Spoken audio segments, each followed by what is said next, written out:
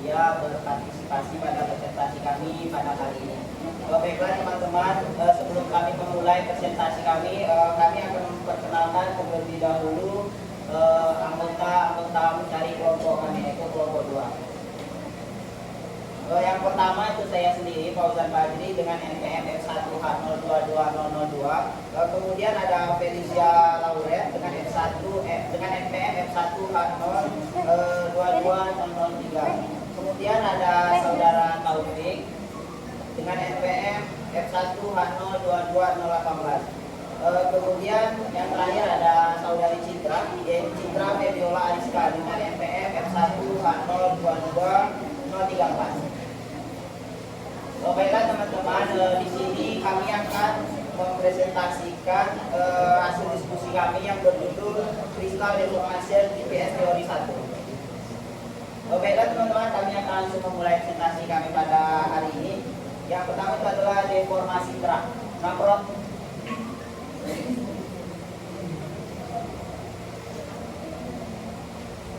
Deformasi kerak, proses di mana batuan kerak bumi berubah bentuk atau posisi seiring berjalannya waktu.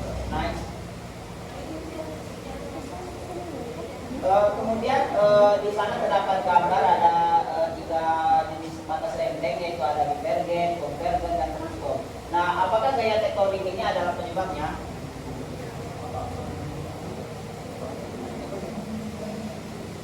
Di sini ada gaya-gaya yang mengendalikan medan tegangan tektonik pada saat skala utama lempeng, yaitu ditunjukkan oleh panah biru besar, dan pada skala regional ruas sekunder ditunjukkan pada panah biru kecil.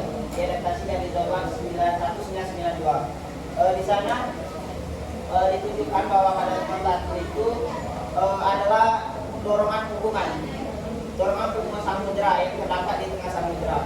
Yang nomor dua panah besar biru itu adalah tarikan lempeng di zona subduksi. Kemudian yang nomor 3 itu ada reaksi geser di dasar litosfer. Kemudian nomor 4 itu ada pergisaran lari pada pelat yang tumpang tinggi. Kemudian yang kelima itu adalah perlawanan di zona tabrakan samudera. Kemudian yang nomor 6 itu ada pembengkokan akibat beban permukaan. Kemudian di nomor 7 itu ada kompensasi isostastik. Kemudian yang nomor 8 itu ada fleksi di litosfer samudera di zona subduksi.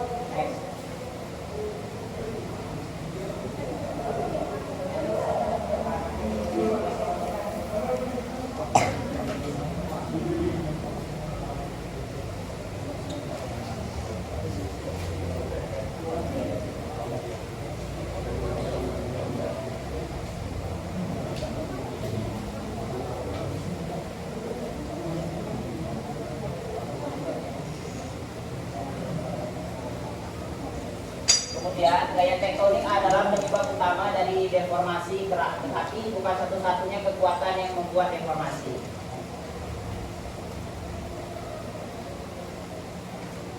Kemudian deformasi dapat disebabkan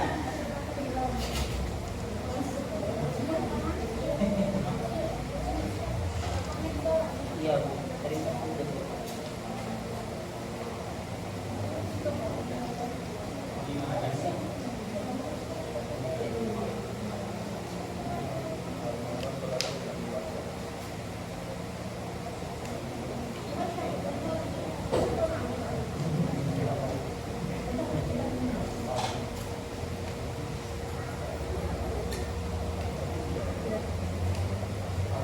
kita lanjut. Di sini ada deformasi dapat disebabkan oleh dua gaya yang berlawanan. Itu dapat dilihat pada gambar.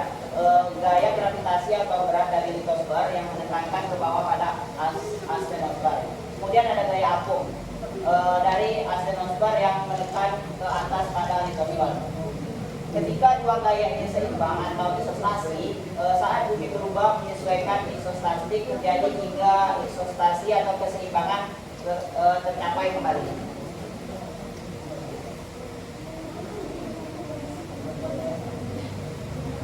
Kemudian di sini ada keseimbangan antara mandel yang mendorong ke atas dan gerak yang mendorong ke bawah, disebut isostasi. Nah, gerakan naik turun kerak bumi tersebut penyesuaian isostatik lebih tebal dan lebih berat, sama dengan tenggelam lebih dalam ke dalam mantel, lebih tipis dan lebih.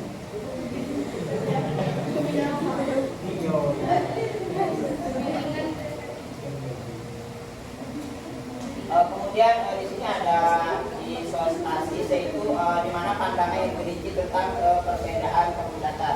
Nah, pada lapisan ini sendiri saya menjelaskan isostasis itu adalah konsep geologi yang menjelaskan keseimbangan vertikal kerak bumi di bawah pengaruh gravitasi dan gaya apung. Konsep ini berfokus pada cara berbagai elemen kerak bumi yang saling berinteraksi untuk mencapai keseimbangan.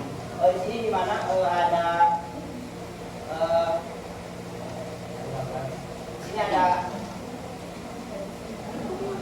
sini ada gambar di mana gambar ini sendiri adalah proses di mana tentang perbedaan kepadatan yang dipengaruhi oleh air laut dan batuan sedimen. Lanjut.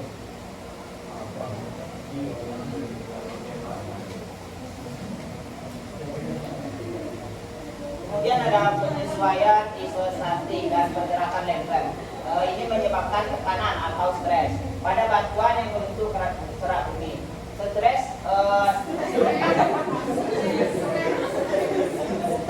jumlah kali persatuan luas yang diberikan pada material apapun.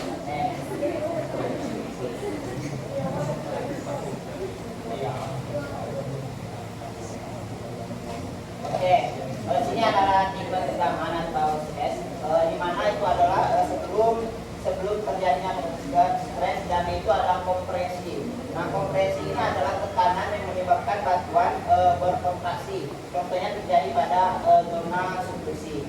Kemudian ada seri, yaitu di mana gaya bekerja sejajar dengan permukaan mengakibatkan suatu batuan bergeser relatif ke samping.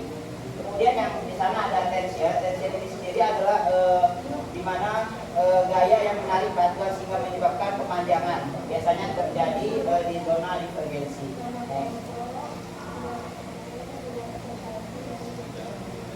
Selanjutnya ada strain, yaitu rengganan. Setiap permukaan bentuk atau volume batuan yang diakibatkan oleh tekanan. Nah, jenis renggangan bergantung pada komposisi batuan, suhu dan tekanan. Selanjutnya di sini ada strain atau renggangan. Setiap perubahan bentuk atau volume batuan yang diakibatkan oleh tekanan jenis renggangan bergantung pada komposisi batuan, suhu dan tekanan. Nah, di sini tadi pada material A mengalami sedikit deformasi meskipun dikenai tegangan besar sebelum mengalami deformasi plastik dan akhirnya patah secara getar. Kemudian material B hanya mengalami deformasi elastis sebelum patah secara getar. Kemudian material C mengalami deformasi plastik yang signifikan sebelum akhirnya patah secara getar.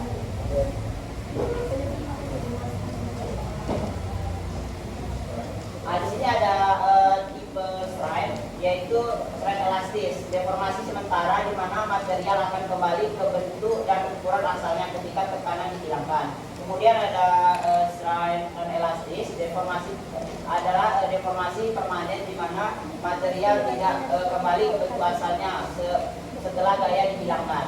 Nah, strain non elastis ini terbagi menjadi dua, yaitu ada strain plastik, yaitu ductile, yaitu deformasi yang menyebabkan material meregang atau mengalir tanpa patah. Kemudian ada strain raku, yaitu brittle, deformasi yang menyebabkan material patah atau retak. Nah, teman-teman, di sini ada tipe deformasi, yaitu tipe deformasi di sini ada tipe stress, di mana jenis stress ini ada ekstensional, kemudian ada compression dan shear. Ini sebenarnya sama seperti yang saya jelaskan di slide tadi. Ini ada dua bagian, yaitu ada brittle dan ductile. Itu sebenarnya tergantung sifat elastis suatu batuan. Kalau satu batuan elastisnya kecil, maka akan terjadi patahan. Sedangkan kalau sifat elastis batuan itu besar, maka batuan itu tidak akan nyampai patah begitu, yang itu yang pertama. Kemudian yang kedua ada kompresional, yaitu di mana satu batuan mengalami tekanan dari dua arah. Mengalami tekanan dari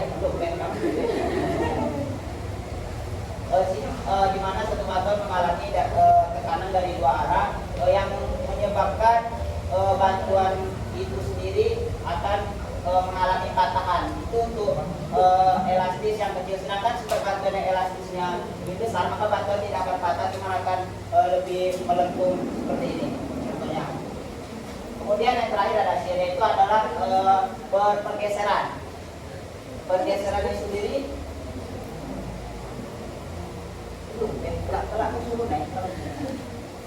ini ada pergeseran di sana, shear itu pergeseran kan. Pergeseran akan menyebabkan suatu batuan. Kalau berikan itu tadi, kalau deformasi tingkat elastisitas batuan yang kecil maka akan mengalami patahan. Kalau yang lebih besar maka dia akan segera membengkok secara horizontal. Sebenarnya yang ini sama seperti yang saya jelaskan tadi, mungkin lanjut aja dong.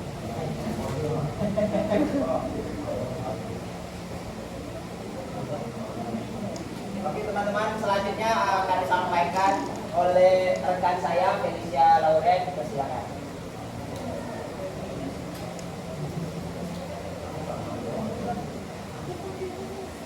Oke, di sini ada gempa bumi, yaitu getaran atau guncangan di permukaan bumi yang mengakibatkan pelepasan energi secara tiba-tiba. Gempa bumi ini berkaitan dengan akumulasi serta pelepasan tekanan dan tegangan pada batuan di kerak bumi. Bagaimana gempa bumi itu terjadi? Oke, awalnya tanah diam saat tekanan meningkat, tekanan terakumulasi itu membengkokkan batu atau di bagian bawah gambar tongkat. Saat tekanan terlalu besar atau tekanan terakumulasi itu terlalu banyak, maka batu akan pecah menyebabkan gempa bumi, yaitu setelah gempa bumi atau tanah itu mencoba untuk kembali ke posisi semula. Ketika gempa bumi itu terjadi, gempa bumi itu ialah gempa bumi terbesar dalam serangkaian gempa yang berasa. Namun terkadang gempa bumi ini didahului oleh gempa pendahuluan atau gempa kecil yang terjadi di area gempa, tetapi selalu diikuti oleh gempa susulan. Gempa bumi yang terjadi setelah gempa utama itu ialah disebut dengan gempa utama saat tanah mulai stabil. Beberapa gempa susulan itu dapat lebih besar daripada gempa awal.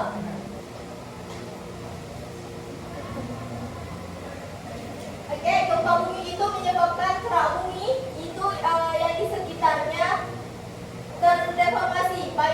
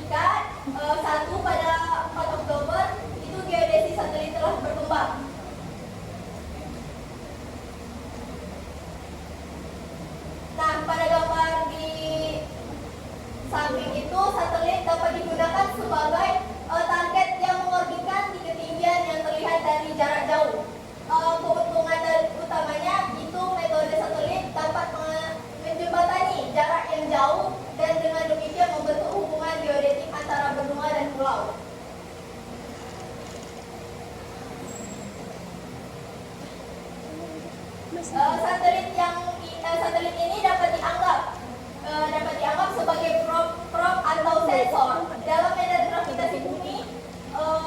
Gerakan orbit ini juga dan variasi parameternya yang menggambarkan orbit diamati untuk menarik kesimpulan tentang gaya yang bekerja. Klasifikasi dari lanjutan tektonik observasi itu mengacu pada hubungan antara platform observasi dan platform target, yang dimana terdiri dari 3 poin, yaitu metode dari bumi ke ruang angkasa, metode dari ruang angkasa ke bumi, metode dari ruang angkasa ke ruang angkasa. Metode GPS juga dari bumi ke ruang angkasa, yaitu dalam konteks survei geodetik. Selanjutnya yang akan dibahas oleh teman saya.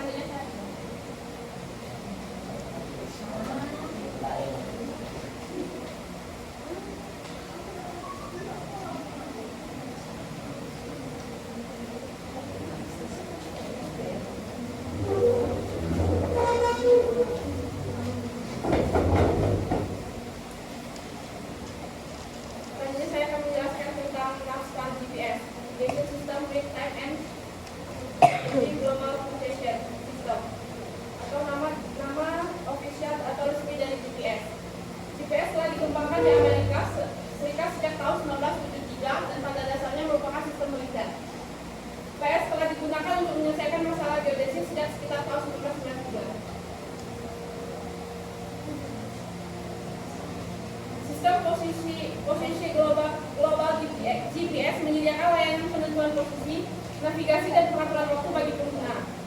Yang pertama ada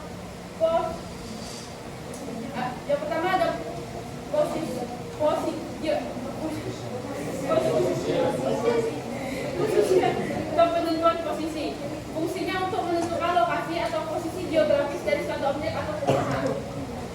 Yang kedua ada navigation atau navigasi, yaitu fungsi GPS untuk membantu pengguna dalam perjalanan atau pergerakan dari satu tempat ke tempat lain dengan petunjuk arah yang tepat.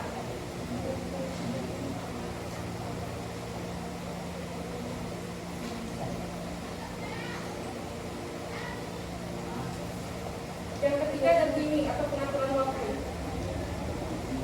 Fungsi GPS yang terkait dengan penyediaan informasi waktu yang akurat yang sangat penting dalam berbagai sistem yang memerlukan sinkronisasi waktu seperti komunikasi dan perbalapan. Yang selanjutnya ada komponen GPS.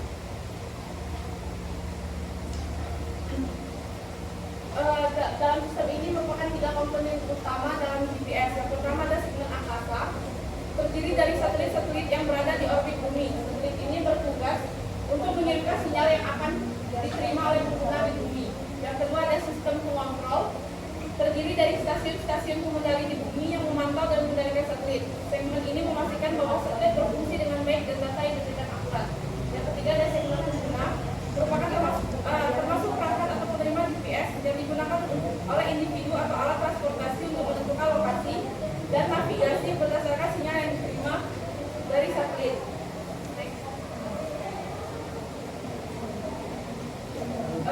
Slide selanjutnya itu menjelaskan tentang segmen ruang. Space segment GPS terdiri dari satelit-satelit yang berorbit di bumi. Konstelasi GPS merupakan pada susunan atau konfigurasi satelit-satelit yang membentuk sistem position global atau GPS. Konsentrasi GPS terdiri dari 24 satelit berputar mengelilingi bumi setiap 12 jam 2 kali sehari. 32 saat ini berada di orbit untuk memastikan setiap perjalanan segera ditampung.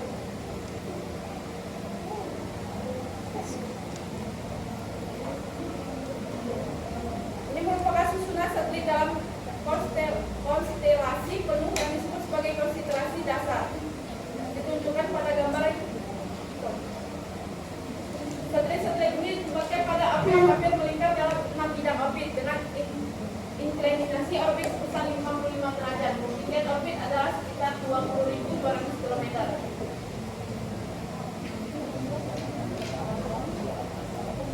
Penggunaan 24 satelit menyebabkan setidaknya 4 satelit yang terlihat pada tiap permukaan. GPS dapat melewati berbagai benda langit, namun tidak dapat melewati benda fisik, contohnya gedung dan gua. Dalam kondisi ideal, penerimaan GPS membutuhkan setidaknya 4 satelit untuk menghitung posisi dengan baik.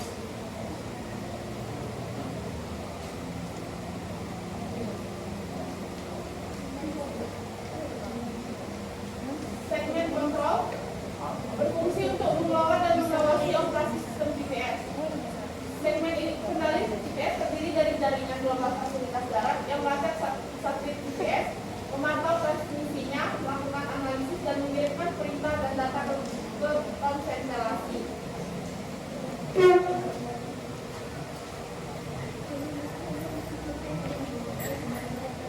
Yang selanjutnya ada elemen segmen kontrol yang terdiri dari stasiun monitor tak berawak atau monitor stasiun.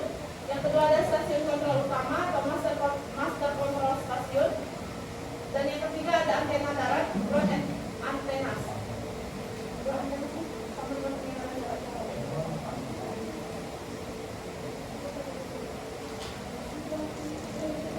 Yang selanjutnya ada segmen pengendalian operasional kontrol segmen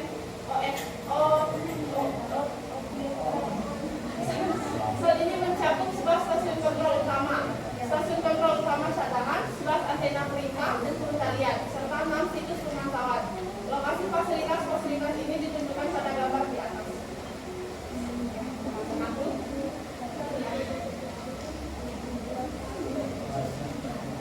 Segmen pengguna atau user segment merujuk pada seluruh perangkat dan pengguna yang menerima sinyal GPS dan memanfaatkannya untuk berbagai aplikasi.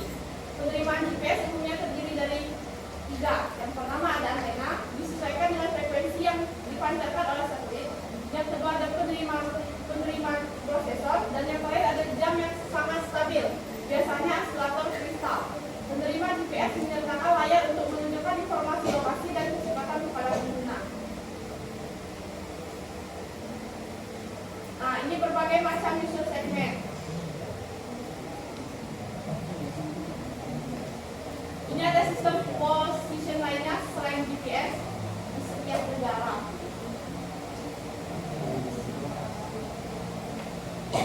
Nah, yang ini ada struktur sinyal GPS.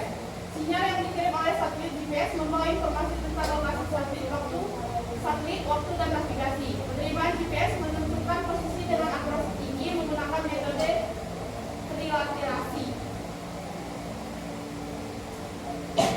Cara kerja GPS itu sendiri yaitu satelit mengirimkan gelombang radio dengan kecepatan cahaya. Sinyal radio ini berisi waktu yang tepat saat sinyal dikirim dan posisi satelit. Yang ketiga ada receiver menerima sinyal setelah durasi tertentu. Yang keempat ada jarak receiver dengan satelit dapat diketahui dengan jarak sama dengan rumus jarak sama dengan T2 dikurang T1 dikali C.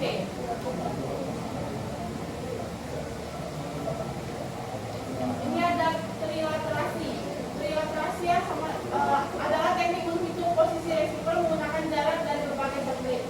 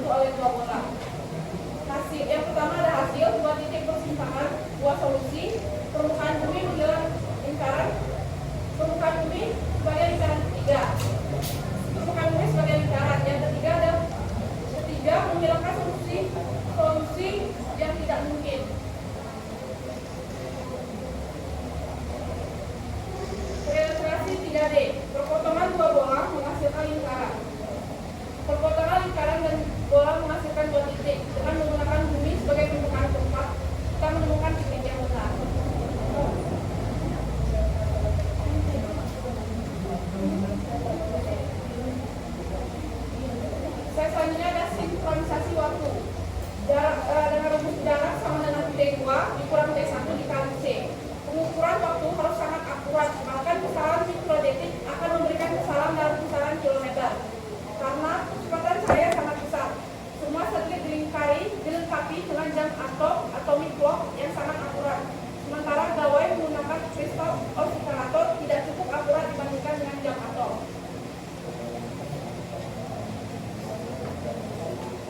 Selanjutnya akan dijelaskan topik. Baik, saya akan menjelaskan slide ini masih berhubungan dengan slide sebelumnya. Jadi termoksid itu adalah perbedaan waktu sebenarnya real time dengan perbedaan waktu pada gawai. Karena kan gawai itu kan punya osilator kristal tidak cukup akurat dibandingkan dengan atomic clock. Nah, untuk menyelesaikan solusi itu kita menggunakan satelit keempat untuk menyelesaikan masalah selisih waktu antara jam pada satelit sama jam pada gawai kita, bisa berupa handphone ataupun laptop dan lainnya. Berikutnya. Oke, jadi berikutnya adalah membahas tentang error pada GPS. Jadi GPS itu bisa salah dalam penerjemahan posisi. Jadi kalau kita bagi secara singkat itu bisa dari sumbernya dari satelit, terus dari propaganda sinyal dan dari penerima atau receiver. Nah, kita bahas terlebih dahulu dari satelit. Nah, kalau dari satelit itu penyebabnya bisa berbagai macam, misalnya dari atomic clock atau dari jam atomnya yang tidak berfungsi dengan benar. Kemudian juga misal berupa dari orbitnya yang salah. Jadi kan GPS itu kan punya konstelasi kan. Jadi kalau orbitnya salah maka itu interpretasi terhadap posisi juga bakal salah. Kemudian juga bisa berupa satelit yang terlihat di muka bumi. Jadi kalau misalnya kita punya dua satelit aja berarti kan posisinya cuma X dan Y. Kalau tiga berarti X, Y, Z. Kalau 4 maka itu bakal lebih akurat dan seterusnya sampai maksimal itu biasanya 12 yang terlihat, maka itu akan lebih akurat terlihat pada GPS kita. Nah, terus kalau masalah dari propagasi sinyal, jadi kan satelit ke bumi itu kan melewati berbagai macam lapisan atmosfer. Nah, jadi di atmosfer itu ada lapisan ionosfer yang bisa menyebabkan kesalahan pada GPS. Jadi pada lapisan ionosfer itu kan merupakan bagian yang mencakup bagian atmosfer terus sama termosfer. Nah, jadi bagian itu kan mengandung partikel bermuatan menyebabkan keberadaan sinyal. Terus kalau misalnya terus ada juga dari troposfer. Jadi troposfer itu kan tempat di mana cuaca, jadi kelembapan terus suhu di sana berpengaruh terhadap propagasi sinyal sehingga terjadi perbedaan. Nah, kalau kita bahas solusinya tentu kalau solusi dari yang satelit itu kan ada segmen pengontrol kan, jadi mereka yang mengawasi jalan kerjanya dari GPS. Terus kalau yang dari solusi kalau untuk propagasi sinyal itu kita bisa melakukan pemodelan koalisi terhadap troposfer dan ionosfer ataupun juga melakukan resiko dua frekuensi atau multifrekuensi. Nah, terus kalau dari penerima receiver itu penyebabnya bisa dari osilator kristal sama multipad. Nah, kalau osilator kristal itu kan seperti yang bilang, kalau handphone atau gadget kita itu punya osilator kristal yang tidak cukup akurat. Nah, solusinya ya kita harus bisa mungkin satelit yang visible atau terlihat itu adalah berjumpa di gadget kita. Nah, kalau multipad itu adalah jadi kalau ketika di muka bumi itu sinyal merambat itu akan memantul ke berbagai gedung atau permukaan. Jadi solusinya adalah kita harus kalau kita butuh sinyal posisi yang akurat, maka kita harus menghindari gedung-gedung dan benda fisik lainnya begitu. Berikutnya. Nah, berikutnya itu selain dari error itu ada juga dari bidang efek atau efek pasang surut. Nah, efek pasang surut ini kita bisa bagi jadi dua, efek pasang surut ini sama efek pasang surut laut. Nah, kalau yang dari bumi itu kan karena karena pengaruh dari gravitasi matahari dan bulan, maka itu menyebabkan deformasi pada berat. Jadi ini bisa jadi merupakan error dalam pengukuran deformasi pada bumi. Karena kan pengukuran deformasi pada bumi itu nggak sehari dua hari, tapi bulanan bahkan tahunan, jadi ini perlu diperhatikan. Terus juga efek pasang surut, jadi kalau ini lebih dampaknya ke daerah pesisir, jadi daerah pesisir mengalami deformasi. Jadi kalau kita melakukan penelitian di daerah pesisir pantai, maka ini perlu diperhatikan. Nah, solusinya adalah kita bisa bikin pemodelan karena ini merupakan satu siklus yang terjadi dalam siklus harian, siklus bulanan, jadi bisa kita permodelan untuk dikoreksi. Berikutnya.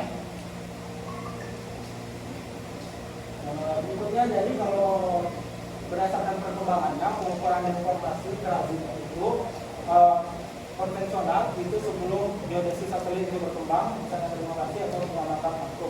Terus kalau setelah berkembangnya geodesis satelit ada SLR, satelit laser ranging, terus ada juga LBI, very long range interferometry, terus ada GPS dan ada INSAR juga, terus dan lain-lain. Ya, begini. Nah, jadi ini membahas, jadi sebelum berkembangnya GPS itu orang menggunakan dalam pengukuran deformasi kerabu itu, mereka menggunakan metode ini, SLR dan LBI, tapi mereka ini punya kelebihan dan kekurangan yang sama. Kelebihannya mereka punya akurasi dalam order kecil 3 mm, terus bisa melakukan pengukuran di jarak 3 berkilometer, tapi kekurangan kedua ini dia ada teknis yang besar, kemudian juga ketersediaan satuan yang terbatas. Jadi pada masa ini pengukuran informasi itu masih sangat sedikit, penelitian tentunya masih sangat sedikit tentunya. Nah, jadi setelah GPS ini berkembang, beroperasi sepenuhnya, maka penelitian itu berkembang pesat juga terhadap pengukuran informasi. Jadi GPS ini merupakan solusi akan menjawab dari kekurangan dari kedua metode sebelumnya tadi. Nah, jadi GPS ini mempunyai akurasi dengan order yang kecil juga 3 mm, terus kita bisa bikin stasiunnya dengan mudah dan murah. Jadi ya kita bisa membangun penelitian dengan skala berbagai skala, regional, global dan lokal. Kemudian GPS ini menawarkan informasi posisi berupa lintang, bujur, elevasi, dan bisa dapat data waktu kepada perusahaan.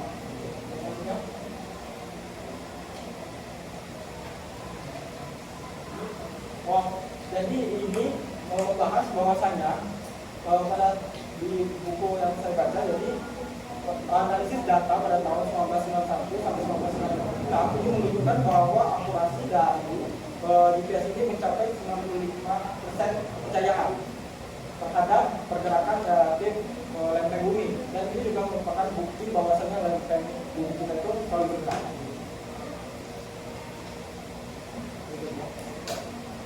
Oke, kita akan memahami bagaimana cara GPS bisa mengukur deformasi kerabu bumi. Kita akan bahas secara umum saja, tidak mendetail. Jadi seperti yang disampaikan bahwasanya GPS itu bisa memantau atau mendeteksi perubahan posisi berupa lintang, bujur, dan kemudian. Jadi misal kita posisi stasiun di sini, terus kita beberapa bulan mungkin di sana, maka itu akan terdeteksi perubahannya gitu. Misalnya, jadi ini merupakan visualisasi bagaimana sensitifnya GPS terhadap perubahan, dalam hal ini perubahan vertikal. Jadi kalau sudah dibahas, deformasi bisa berupa subsidensi dan update. Jadi kalau subsidensi itu kan bumi diberi beban, jadi akan terdorong ke dalam, sehingga itu akan terdeteksi oleh stasiun GPS. Nah, kemudian kalau misalnya beban itu sudah hilang, akan terjadi update atau pengangkatan permukaan, itu juga akan terdeteksi oleh stasiun. Kalau di bawah itu, ini contoh bagaimana kalau kita menggunakan GPS dalam penelitian ground water. Jadi kalau ground water itu mengalami subsidensi, mengalami subsidensi karena ini istilahnya deformasi korelatif. Jadi kalau misalnya dalam pori-pori batuan akuifer itu airnya hilang, maka tekanan fluidnya itu bakal berkurang sehingga akan mengalami deformasi berupa subsidensi. Nah, itu bisa terdeteksi oleh GPS. Kemudian kalau misal sudah terdeteksi lagi air, maka kan tekanan akan lebih meningkat, maka akan terjadi update pengangkatan. Nah, itu kan juga terdeteksi oleh GPS, stasiun GPS. Jadi di sini untuk mencontohkan bagaimana cara kerja GPS mendeteksi perubahan ataupun pengukuran deformasi bumi, kami menggunakan acuan jurnal berikut. Teman-teman bisa mengaksesnya dari link di sana. Jadi jurnal ini membahas tentang pengukuran deformasi seismik di pantai Bengkulu bagian selatan. Nah, jadi kalau dalam pengukuran deformasi kita butuh stasiun yang permanen. Nah, stasiun ini kita harus melengkapkan dengan antena sebagai reservoir.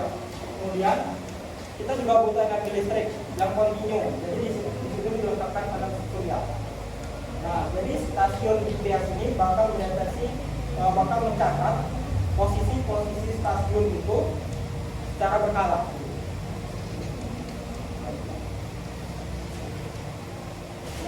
Nah, jadi dari berbagai macam tahapan yang tidak akan saya bahas sebutkan, maka kita bisa dapat data lengkap atau raw data hasil dari pengumpulan posisi stasiun. Nah, kemudian kita akan dapat berbagai macam pengolahan, maka kita akan dapatkan situasi.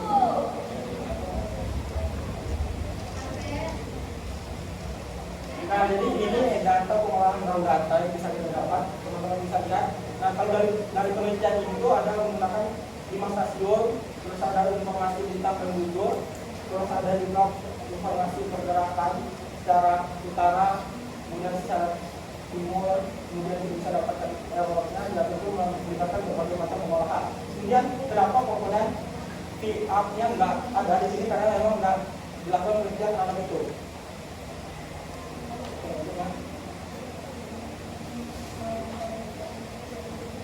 Nah, terus dalam analisis juga terhadap perubahan posisi, kita bisa menggunakan nilai.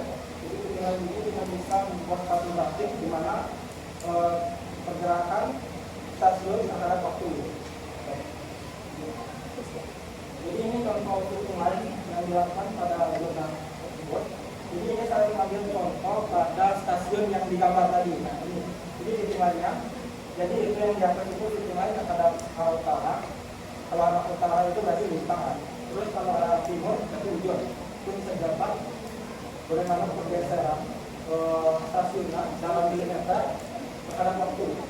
Jadi yang pergeseran dengan order milimeter itu vertikal, timur vertikalnya. Terus kalau yang periode waktu itu hubungan dengan tahun.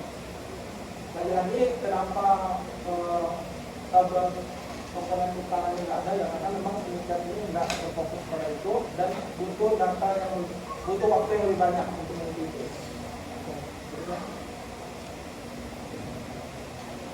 Terus dari hitungan itu kita bisa dapatkan vektor pergeseran yang namanya vektor bentuk punya besaran dan arah.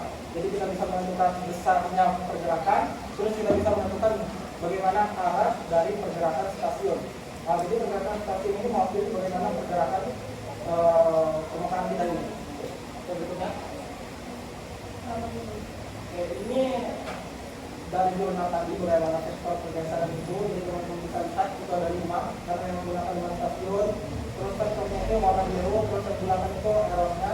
Ya, teman-teman bisa lihat bagaimana menentukan arah dan besarnya. Baik, mungkin itu saja yang bisa kami sampaikan. Untuk GPS nggak berhenti hanya sampai di sini. GPS akan lebih detail dibahas oleh kelompok berikutnya. Kembali ke moderator. Berapa slide kalian? Itulah tadi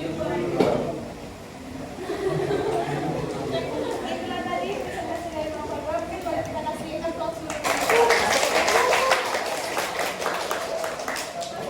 Selanjutnya yaitu sesi tanya jawab. Di sini kami mempunyai satu kelompok satu penanya. Mungkin dari kelompok satu atau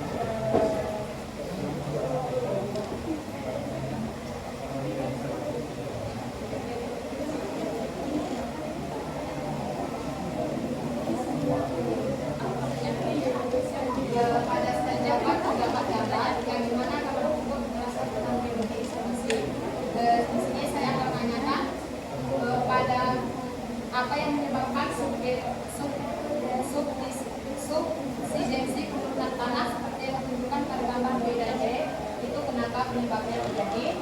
Dan yang kedua yaitu apa yang terjadi pada kerak bumi ketika es mencair pada gambar C dan D.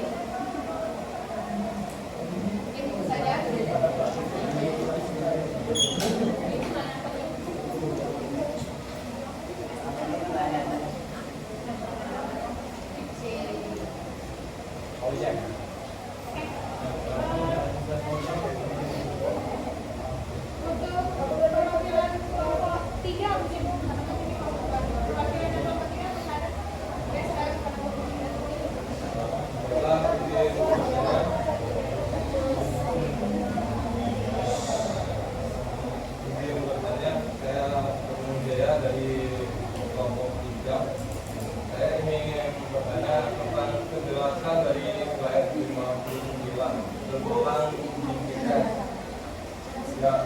Yang sebelumnya itu kan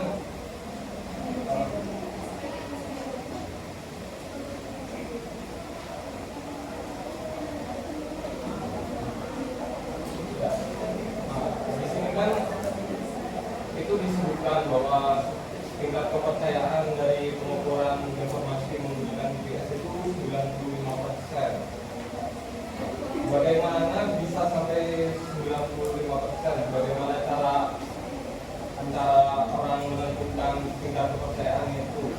Sedangkan untuk GPS ini kan banyak sekali errornya. Untuk yang stasiun plot error saja, untuk perbedaan waktu antara receiver dengan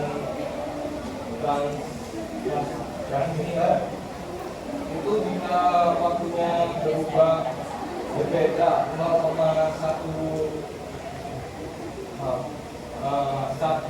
milidetik saja itu kan sudah berbeda sangat jauh keakuratannya, bisa mencapai 300 km. Itu karena menggunakan gelombang elektromagnetik. Belum lagi dengan error-error yang lainnya. Mungkin bisa dijelaskan.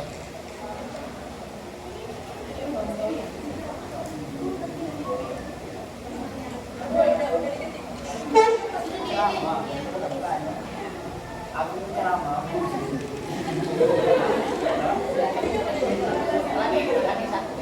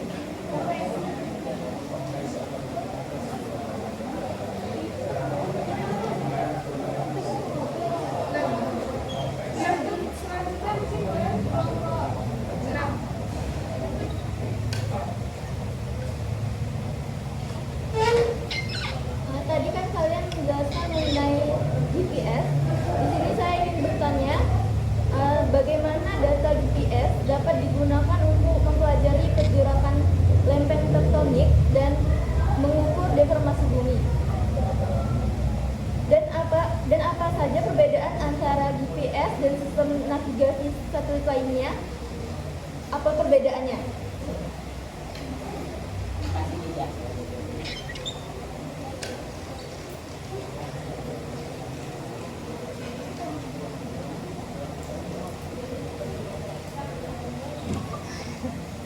Masih berapa? Berapa menit?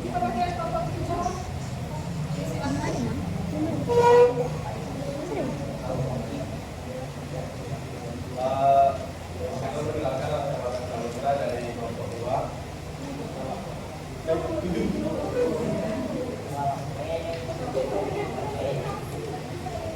Bang, video dulu bang. Dan diberikan informasi yang disebabkan oleh Bentar.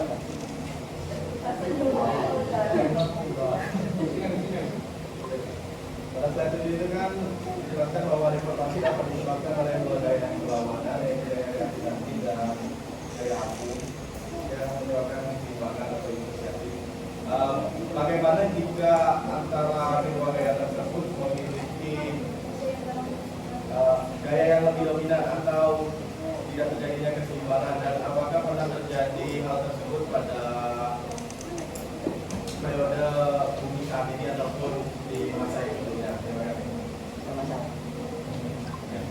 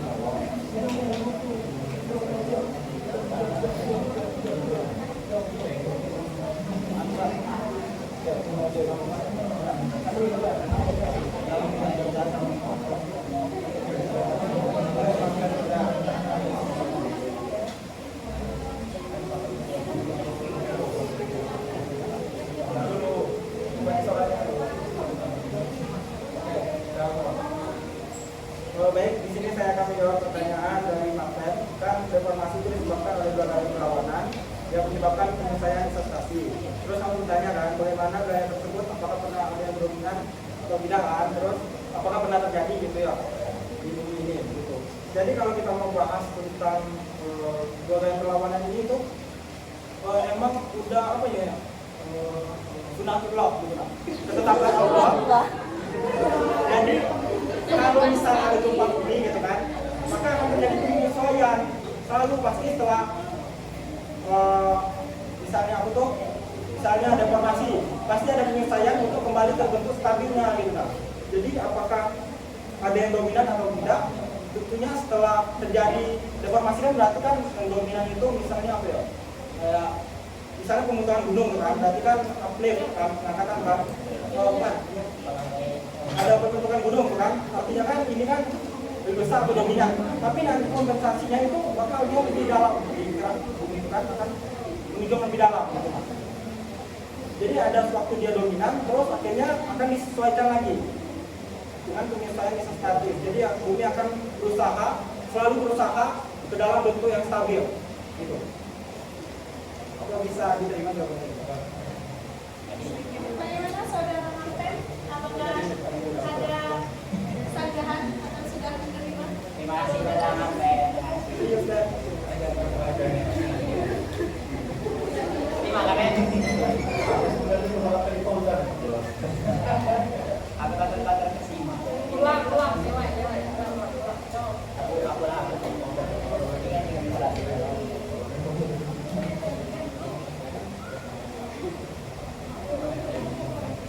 Oke, baik.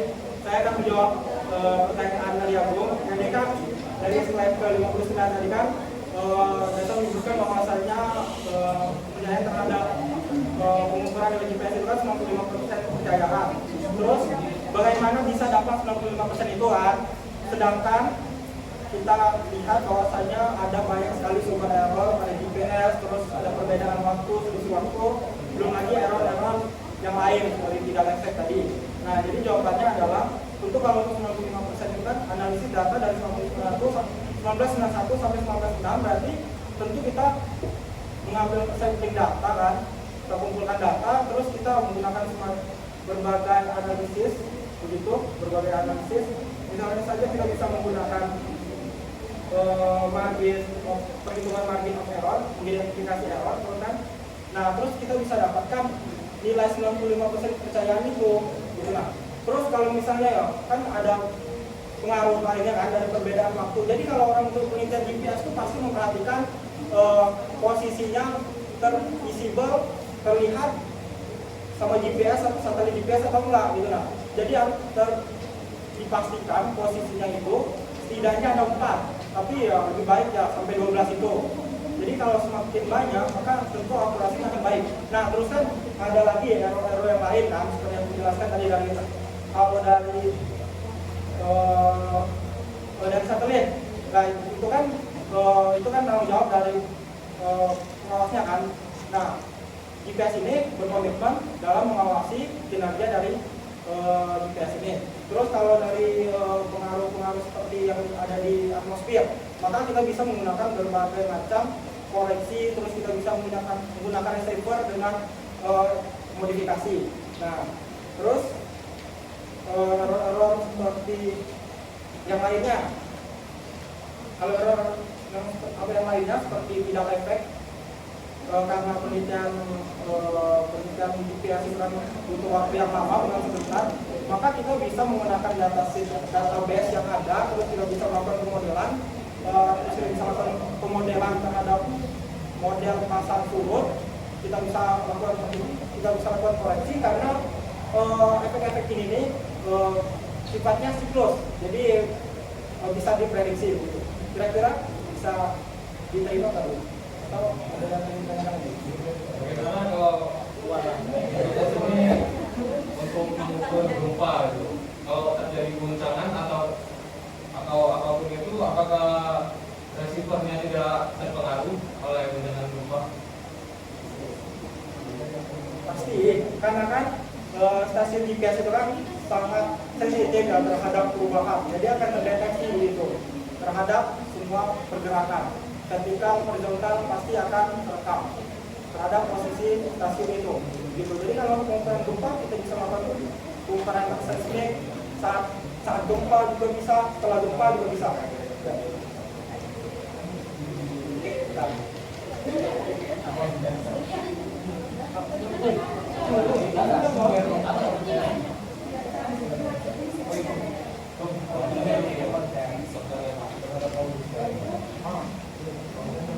Baiklah teman-teman, dan di sini saya akan menjawab pertanyaan dari Azizah.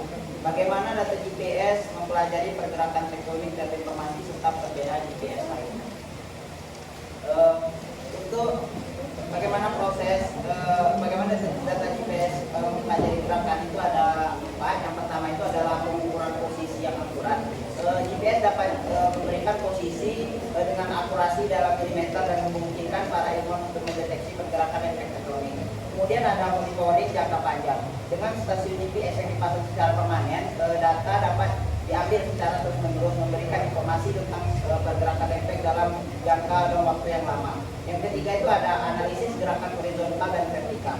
Nah, GPS dapat mengukur gerakan horizontal seperti pergeseran lempeng dan vertikal seperti pengangkatan atau penurunan tanah. Nah, secara bersamaan memberikan pemahaman yang komprehensif tentang dinamika geologi. Yang keempat itu ada model deformasi. Nah, data GPS digunakan untuk membuat model matematis tentang deformasi gerak bumi yang membantu memahami bagaimana tekanan terakumulasi dan dilepaskan selama gempa bumi. Kemudian apa sih perbedaan dengan metode GPS yang lain? Nah, di sini ada beberapa perbedaan. Yang pertama itu ada sistem inersia, kemudian ada survei geodesi, kemudian ada teknik remote sensing. Mungkin itu saja yang dapat saya sampaikan. Bagaimana pada saudara juga?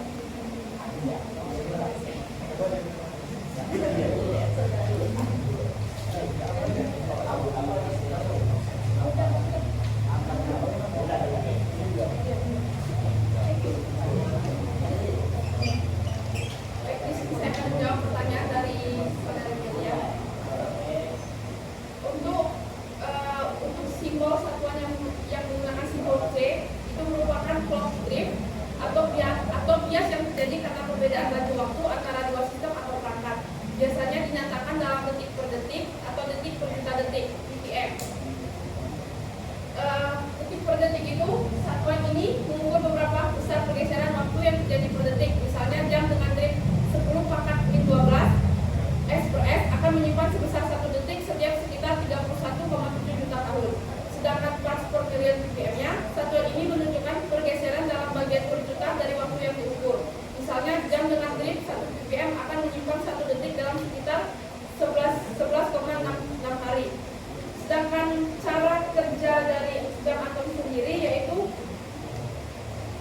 mengandalkan frekuensi resonansi atom tertentu, biasanya cesium atau rubidium, untuk menjaga waktu dengan tingkat akurasi yang sangat tinggi.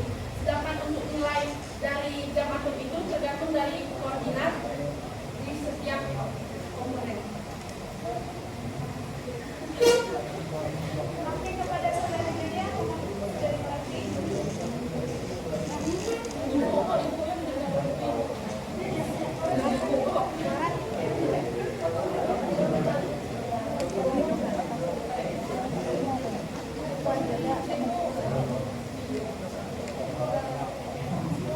Baik teman-teman, di sini saya akan menjawab pertanyaan dari saudari Septi. Bagaimana proses isolasi mempengaruhi pola regangan kompresi khususnya di daerah perubahan topografi tinggi. Yang pertama itu ada pengangkatan topografi. Nah, ketika beban seperti gletser atau gunung menghilang akibat pencairan es atau erosi, gerak bumi mulai mengangkat diri.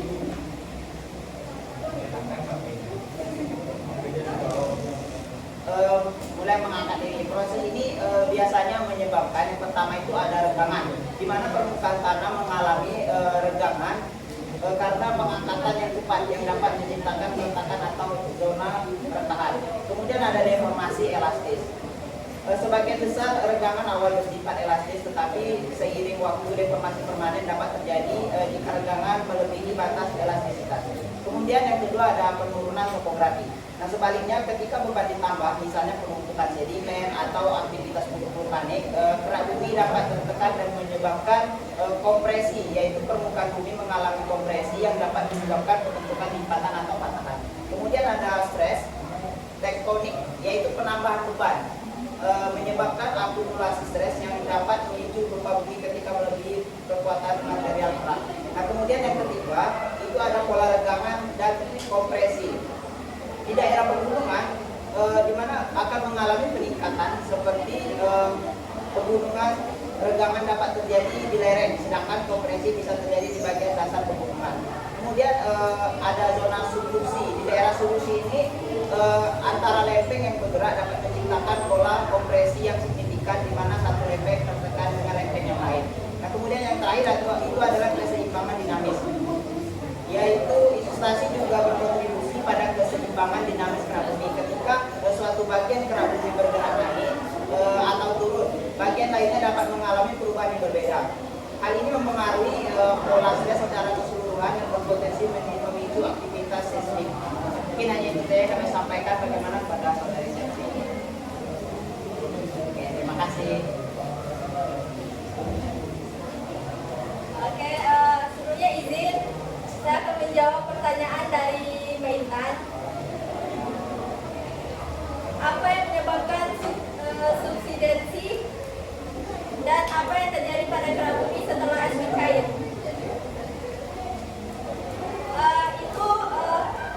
Penurunan kerak bumi adalah fenomena ketika permukaan tanah mengalami penurunan. Subsidensi itu bisa disebabkan oleh beberapa faktor. Yang pertama itu pengurangan massa di permukaan, dan yang kedua ada ekstraksi cairan bawah permukaan, dan yang ketiga itu ada kompaksi sedimen. Yang terakhir yaitu aktivitas tektonik. Dapat dijelaskan bahwa pengurangan massa di permukaan itu ketika terjadinya pengurangan berat di atas kerak bumi, seperti hilangnya es pada masa akhir zaman, yaitu degradation. Atau kerak bumi itu sebelumnya tertekan akan mengalami rebound atau pengangkatan perlahan. Dan yang kedua yaitu ekstraksi cairan bawah permukaan, yang dimana penambangan air tanah, minyak atau gas dalam volume besar bisa menyebabkan penurunan permukaan. Itu dikarenakan kurangnya tekanan di dalam aquifer atau lapisan batuan bawah tanah. Dan yang ketiga itu kompaksi sedimen, yang dimana di daerah cekungan sedimen itu penumpukan sedimen yang tebal bisa membuat lapisan sedimen itu ada di bawahnya mengalami kompresi dan pemadatan. Dan yang terakhir itu aktivitas tektonik, yang dimana gerakan lempeng tektonik di batas lempeng bisa menyebabkan daerah tertentu.